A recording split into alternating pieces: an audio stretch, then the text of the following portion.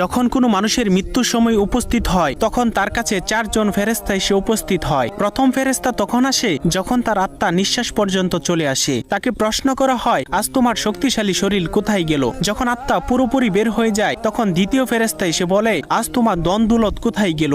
দুনিয়াতে জানিয়ে তুমি গর্ব করিতে। এরপর যখন জানাজা উঠানো হয় তখন তৃতীয় ফেরেশতা এসে বলে, আজ তুমি এমন এক লম্বা সফরে বের হচ্ছ যা এর আগে কখনো করো নাই। আজ তোমাকে এমন এক ঘরে শোয়ানো হবে যেখানে নিঃশ্বাস ফেলানোর জায়গা পর্যন্ত নেই। যখন তাকে কবরে শোয়ানো হবে তখন চতুর্থ ফেরেশতা এসে বলবে, কাল পর্যন্ত তুমি জমিনে চলাচল করেছ, আজ তুমি জমিনের নিচে শুয়ে আছো। কাল তুমি হাসছিলে, আজ তুমি কান্না করছো। কাল পর্যন্ত সবাই তোমার সঙ্গী ছিল, কিন্তু আজ তুমি একা। কোথায় তোমার আদরের স্ত্রী সন্তান যাদের জন্য তুমি মাথার ঘাম পায়ে ফেলে উপার্জন করেছিলে? আজ কেউ তোমার সঙ্গী হবে না একমাত্র আল্লাহ ছাড়া।